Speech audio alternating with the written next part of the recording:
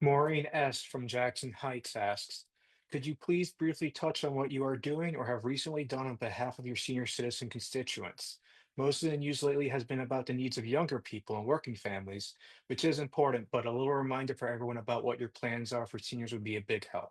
Yeah, absolutely. So, of course, our seniors in our community are such an enormous priority for me, my office, and also nationally. So I'd be happy to talk about some of the things, even hyper locally as well as nationally, that we're championing. But I will start nationally with the big picture. I am a vocal and very strong proponent for Medicare expansion, as well as Social Security expansion as well. Now, when it comes to Medicare expansion, what specifically have I really been burrowing in on? One of those things is long-term care. Having Medicare as well as our Medicaid system expand to increase our ability to cover home health care and long-term care so that seniors in our community can age in place. For those who wish to age elsewhere in communities, that there's also increased assistance there. I've also been fighting very hard on making sure that we expand Medicare to include vision and dental insurance. To me, this is a no-brainer.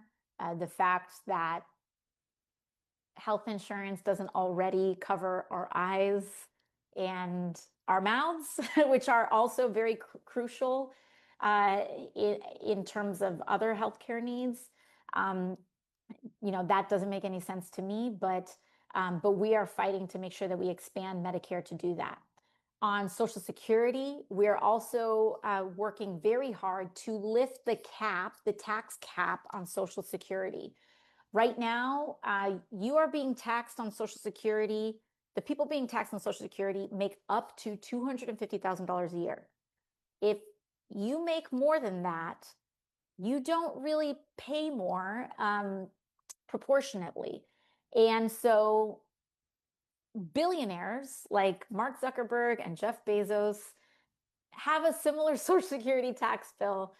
We think that in order for us to expand and lengthen the viability of Social Security, if we want to expand what Social Security can cover and to more accurately meet people's daily needs, we need to lift the cap on Social Security so that we can make sure that we stabilize it, enhance it. I am a proud co-sponsor of the Social Security, I think it's all called Social Security 2100 Act, covered by John Larson.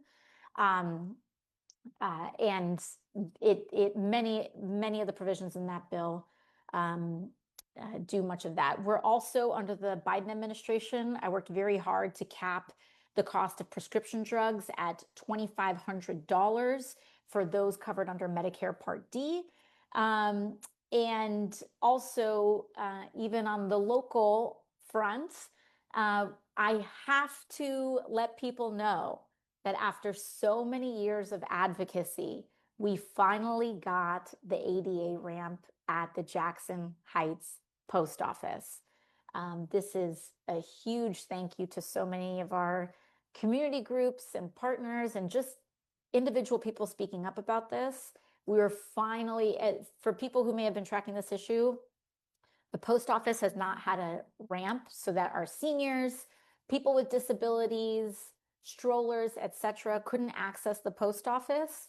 And we have finally been able to wrangle USPS into doing that. And so if you have been avoiding the Jackson Heights post office because you could not access it, we finally got a ramp put in there and you can walk by as well. So from the little details to the big picture, our seniors remain such an important part of our community, and we continue to make sure that we fight for them.